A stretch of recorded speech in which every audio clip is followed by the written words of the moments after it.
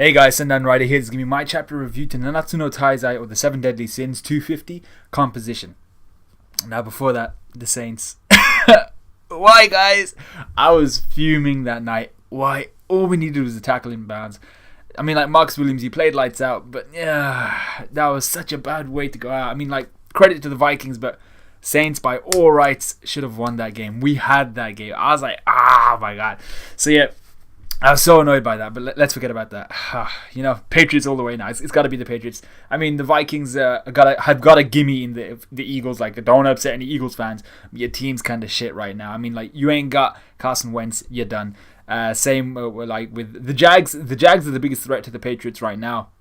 And then I think the Vikings are straight in the Super Bowl, which is unfortunate because they would have been the Saints. I think the Patriots will maybe win out if they can friggin' defend against, if they can protect Brady against the Jags rush and everything like that. But yeah, it's going to be a Patriots Minnesota Vikings, I think, Super Bowl, and then the Patriots GG. If we could do that to the Vikings at home, the Patriots can do that at the Vikings house. So we'll see how it goes. Also, I didn't release My Hero Academia review because the chapter, although it was decent, it would have been like a legit 5-minute review. I was like, okay, there wasn't much to go on apart from the fact that, we saw growth in both Todoroki and Bakugo in respect to them not pursuing the hero career that Endeavor had, and then we see Endeavor kind of on his way to changing his career and not really pursuing any further the way he's been so far. So that's kind of what the review would have been about. I think I'll focus a bit more on that on the next My Hero Academia review to kind of do like both of them, but it wasn't really too much of a chapter to focus on.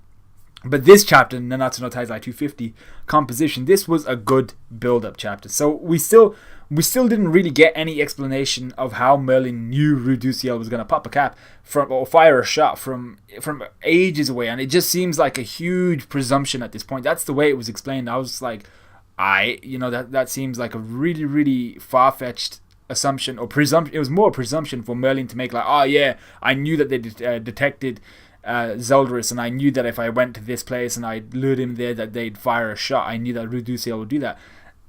That's a really huge presumption. And Merlin doesn't say that Ruduciel contacted me and was like, yeah, I'm gonna fire a shot, just lure him here or something like that. So I was like, that's still a huge presumption to make. Either way, with Zeldris now locked up in his rage against Ruduciel, Merlin and company teleport towards the capital of Camelot, and they're actually in the capital of Camelot where they begin their liberation. So this is now the perfect opportunity to bump into Arthur and really go after and his samurai looking master, by the way. And this is the perfect opportunity once again to gain Excalibur and to really further Arthur's plot in this whole story, because he's been introduced at the end of the first initial arc where we freed Lioness and things like that for a reason, and Merlin's obsession with him and her interest in him has got to be there's got to be something, there's got to be a foundation there. There's got to be something that we find out that really results in this interest that Merlin has in Arthur. So they also find Elizabeth in this chapter. The Sins happen to run into her because she's running straight through the capital of Camelot. However, she tells them of Meliodas and her request to unite. And I still don't see her logic. I think her logic is flawed and broken at this point. This is what it is essentially. Tell me if I'm wrong, because I might have taken this a different way to you guys, and maybe you guys know more of what she's talking about. So just let me know. But she wants to stop Meliodas becoming the Demon King. All right, we're all agreed with that. We agreed on that point. But she wants to do this. He wants to become Demon King. She wants to stop that. But he wants to remove their curses, just because this will remove Meliodas. And she wants to stop him. Actually, let me start this all again. So she wants to stop Meliodas becoming the Demon King and removing their curses, just because this will remove Meliodas from their world. If he becomes Demon King, I think he has to be transported to another world because he's too powerful to remain in the human world. That's what it looks like at the moment, okay? But so what this essentially says is she would prefer dying and reincarnating over and over and over and over, like that Marshawn Lynch video. And all the while, Meliodas suffers every time she dies just because she can stay in the same world as him. She doesn't want him to remove their curses and all that. I'm like, bitch, you're being selfish right now. This is bullshit. And even though Meliodas is kind of cray-cray at the moment, I'm just like, I'm siding with him because he's trying to get rid of their curses so that if Elizabeth dies, she stays dead. But mostly because if she stays alive, she can live a normal life and then eventually die out and just that's it. GG, game over.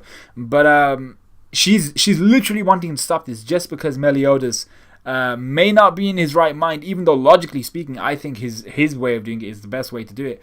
And because if he does it, he's going to become Demon King and he's going to have to go to like the underworld or something where he can only rule from there, or Purgatory, which is where the current Demon King is. So I'm just like, I don't really understand why Elizabeth wants to stop this. It might be because Meliodas said something along the lines of, I don't have any feelings for you anymore, and she can't take it. And she's like, oh, bitch, please, no. I'm just like, bitch, calm down. His way seems to be the best way. So let me know what you guys think of that specifically, because I'm like, Meliodas might be in the right here, and I think you're messing things up for him, girl. So, okay, so then we carry on to the next point. What was it? So we also have Elizabeth now rocking bangs, like this full fringe looking haircut. So, there's that. I suppose it's time to prove her point. It's like that with every manga. You get that girl, that strong girl character, Sakura or something. You get it in. You've had it in so many different manga. I think you've even had it in One Piece. To be fair, we definitely had it in freaking Fairy Tail. Every chapter in Fairy Tail, they just cut off the hair and it's like, all right, solidarity. It's time to prove my point. And I'm just like, you okay? Calm down. But so then we had this chapter, and we've seen it for the last few chapters. Really, Hendrickson fully lording over Ruduciel this chapter, last chapter, the few chapters that we've seen Ruduciel with them, and Dreyfus is just looking at him like, bitch, don't you remember this whole scenario? Doesn't it remind you? Doesn't it seem familiar to something else we did a few seasons ago? What happened the last time one of our boys or one of us got possessed? It wasn't a good thing. So I'm actually shocked at how stupid Hendrickson is. Because but to be fair, he is a druid, or he seems to be of druid descent, so he probably has more reason to be ecstatic at the presence of a goddess than the rest of them. But I'm still like, boy, remember the last time what happened when one of your boys got possessed? Nothing went right. Okay, nothing went right for you guys. So I'm just saying, like, just remember what happened in the past. And I just wanted to reiterate here that I still don't understand why Margaret thought this would be a good idea. Oh yeah, I'll let you possess me, and then we'll go get what's his name, Gilthund. I'm like, it would have taken a little bit longer, but you still would have got to Gilthund in the end had you not been possessed. So bitch, why? Like, she's seriously messed up here. She's allowed one of the goddesses come back, and now she's Ruduciel's freeing all the other goddesses. Like, yep. And I'm just like, come on, man. Like, you've created Holy War 2.0 just because you couldn't wait because you were a little bit in heat or something. I don't know. So then we have the good part of it. Well, this is one of the good parts of the chapter. The rest of the chapter was actually solid. But Zeldris shaking off the attack, and now he's pissed off, and I was like, yes, this is what I want to see. So he pops his own long distance attack. It's called Dies Irae, or Irae. I don't know how to pronounce. I don't know how to speak Latin. Sorry. So Dies Irae or something like that. Or Irae. And it lands on Ruduciel and company. And I assume this won't kill Ruduciel either, but it looked cool as hell. It's like the spiral in the sky, and it just lets down this like black lightning thing. But Ruduciel's face when he's looking up, he's just like, shit. I wasn't expecting this. So it's just like, I expected Ruduciel would have maybe expected something like this. And it said he was lording over his own power. He was like, oh my god, this vessel is awesome. And I'm just like, you might want to run.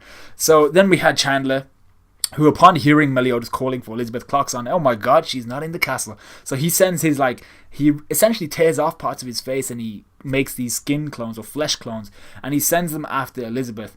And this is where she got her said haircut, because one of the demons did actually cut her, and it cut her a little close to the skin, or the bone. And so that panel where she got cut, I was like, uh-oh. But it turns out she's fine, and she just healed herself, and that's where she got said haircut, where she got the bangs. So the next chapter is called The Holy War Pact. So this has got to be between the Sins and the goddesses. I don't really see the demons being a part of this. And the only issue now is that if, like, once they have this pact and they're going after Meliodas, they're going to try and stop him from becoming Demon King. I assume this has something to do with Arthur as well. The only issue now is that if Excalibur does contain the final goddess, or the final archangel, sorry, will it possess Arthur? Because then this is where Merlin's got to step up and be like, okay, I'd foreseen this shit.